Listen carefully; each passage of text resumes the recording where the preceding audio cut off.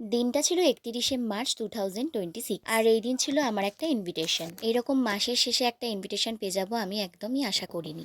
এবার চলো তোমাদের বলি কিসের ইনভিটেশন ছিল। বেসিক্যালি ওই দিন ছিল আমার এক বান্ধবীর বাড়ির কালী পুজো। এর কোনো একটা ভিডিওতে আমি তোমাদের দেখিয়েছিলাম আমার বান্ধবী অন্বেষাকে, তার বাড়িতেই ছিল কিন্তু কালী পুজো। যেহেতু আমার আর ভাই দুজনেরই নিমন্ত্রণ ছিল, কিন্তু ভাই এক্সামের জন্য যেতে পারলো না, তাই নিমন্ত্রণ রক্ষা করার জন্য আমি কিন্তু বেরিয়ে পড়েছি। আমাকে বলা হয়েছিল সকাল 9টার দিকে চলে যেতে, কিন্তু আমি তখন গিয়েছিলাম ট্রেনিংয়ে, আর ট্রেনিং থেকে আসতে আসতেই আমার বেজে গিয়েছিল 10টা।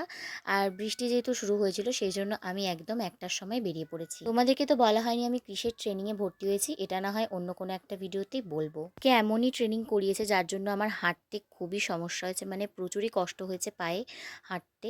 আর এই দেখো রাস্তায় কত জল, বোঝাই যাচ্ছে কিরকম বৃষ্টি হয়েছে। আর এই যে জায়গাটা দেখতে পাচ্ছ এটা হচ্ছে আমাদের মহামায়ার মন্দির। তারপরে আর কি নাউল থেকে আমি নিয়ে নিয়েছি কিছু মিষ্টি, কারণ পুজো বাড়ি যাচ্ছি যেহেতু মিষ্টি তো নিতেই হবে বলো।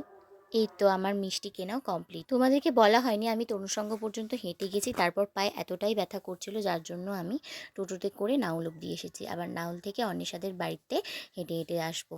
আর আমি কোথাও সেজে গুজে ঢং করতে করতে যাব আর আমার সাথে কোনো বিপত্তি হবে না, সেটা তো আমি কখনোই যে হবে না এটা তো এমন নয়।